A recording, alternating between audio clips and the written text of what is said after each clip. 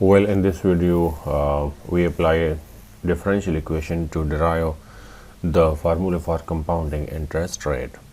So, if you invest an initial amount of money, that is P0, and you set out for a time period T at the interest rate I, so we have to derive this formula, right? So we have to derive this formula for it. So let us try it. So if interest rate is compound continuously, then change in P due to change in time, change in P,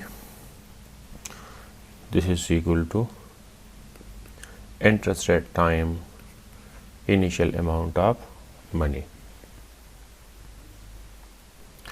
So we can apply separation of variable method to solve this differential equation. So this is a differential equation, and this is equal to, this implies change in P due to change in time minus I P, and this is equal to 0. Before further discussion, you guys are requested to like this video, subscribe to Shah Academy, and press the bell icon to get regular updates of this channel. Or we can write this in the form of, if we multiply dt on both sides, we get, this implies change in P minus I P dt, and this is equal to 0. And if we divide both sides by P, so dP over P minus I dt, this is equal to 0, or this is equal to 1 over P dt dP and minus I times t to the power 0 dt. Why? Because t to the power 0 is equal to 1. So we can put t to the power 0 over here. So if we take integration on both sides, this is equal to integration of 1 over P dP minus interest rate is constant, so we can factor it out, and this is equal to t to the power 0 dt, and this is equal to 0.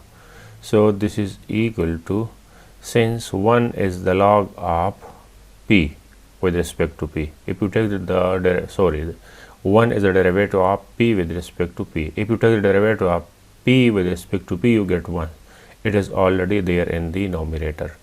So if here is f of x, and at the numerator there is a prime of x, and you want to take its integration, clearly this is equal to log of P minus interest time, and this is t0 plus 1 divided by 0 plus 1, so this is equal to t, and this is equal to c. You can add constant, because when you take simple integration to restore intercept, you put the constant c. Alright, so now you can take e on both sides, e of log of P minus it, and this is equal to e to the power c, or simply this is equal to e raised to the power ln P into e raised to the power minus it, and this is equal to c, because c is independent of the sign, size, exponential, logarithmic, etc., etc. Now these two offsets each other, e and log, and you are left with p e raised to the power minus it, and this is equal to c. This implies, if you multiply e raised to the power it on both sides, you get p, or you can call it p of t. This is equal to c e raised to the power I t. Suppose this is equation number A, and if you evaluate it at t is equal to 0, at t is equal to 0, equation A becomes, so p of 0 is equal to c e raised to the power I into 0, and this is equal to c into e raised to the power 0, or simply this is equal to c. So p of 0, this is equal to c. Put in equation A. If you put in equation A, you get the formula p of t, this is equal to, c is replaced by p of 0 and e raised to the power I t.